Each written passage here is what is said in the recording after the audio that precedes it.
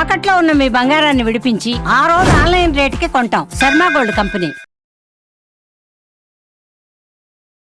పెరుగుట విరుగుట కొరకే అనేది ప్రసిద్ధ సుమతి శతక పద్యంలోని భాగం. అతిగా పెరిగేది ఏదైనా ఒకరోజు పతనం తప్పదని ఇది హెచ్చరిస్తుంది. అలాగే ధరలు తగ్గుట పెరగడానికి సుఖం ఎక్కువైతే బాధలు రావడం సహజమని ఈ సామెత జీవిత సత్యాన్ని తెలియజేస్తుంది. ఇప్పుడు ఇదే సామెత బంగారం ధర వరకు వచ్చింది. నిన్న మొన్నటి వరకు బగ్గుమన్న బంగారం ధరలు ఒక్కసారిగా నేల కొరిగాయి. దేశీయ మార్కెట్లో బంగారం ధర 2 రోజుల వ్యవధిలో ఏకంగా 16,000కు తగ్గింది. ఇదే సమయంలో వెండి ధర రికార్డు స్థాయిలో 1.05 లక్షలు పతనమైంది. శనివారం ఆదివారం ఇంటర్నేషనల్ మార్కెట్లకు సెలవు. అయితే ఆదివారం రోజు బడ్జెట్ సందర్భంగా కమోడిటీ మార్కెట్లు పనిచేయగా బంగారం వెండి ధరలు అక్కడ భారీగా పతనమయ్యాయి. ఇక మల్టీ కమోడిటీ ఎక్స్చేంజ్లో గోల్డ్ ఫ్యూచర్స్ ధర 5% వరకు తగ్గి 1.43 లక్షల స్థాయికి పడిపోయింది.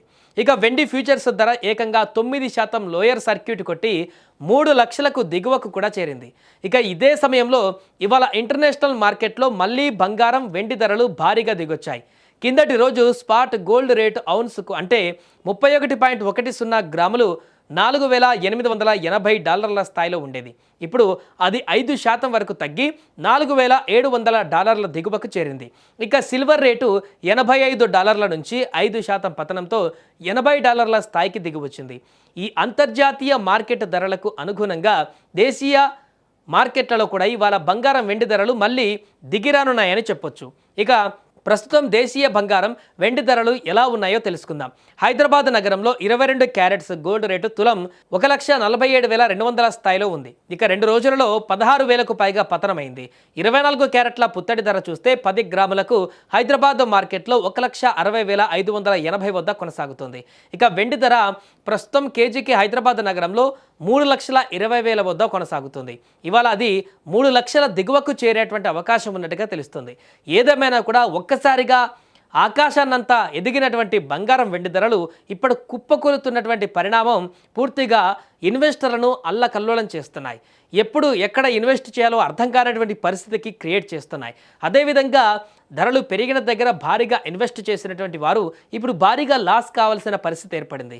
ఏదేమైనా సాధారణ మధ్యతరగతి ప్రజలు మాత్రం తగ్గుతున్నటువంటి ఈ ధరలు చూసి సంతోషపడుతున్నారు. రాబోయే రోజులలో పెళ్లి ముహూర్తాలు ఎక్కువగా ఉండడంతో పెళ్లిలకు కొనవలసినటువంటి బంగారానికి కావలసినటువంటి డబ్బును సమకూర్చుకుంటున్నారు. ఈ ధరలు ఇంకా ఇలాగే దిగువకు చేరి మాకు ఎక్కువగా కొనేటువంటి అవకాశం లభించాలంటూ మధ్యతరగతి సామాన్య ప్రజలు భావిస్తున్నారు.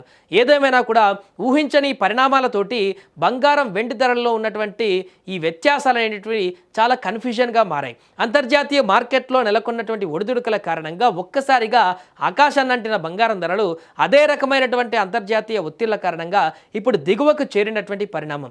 మరి ఇది ఇంకా ఎంత దిగువకు చేరుతుంది, లేదా ఇక్కడికి బ్రేక్ అవుతుందా, లేక మరలా ఫ్యూచర్లో పెరిగేటువంటి అవకాశం ఉందా లేదా అనేది మాత్రం వేచి చూడాలి.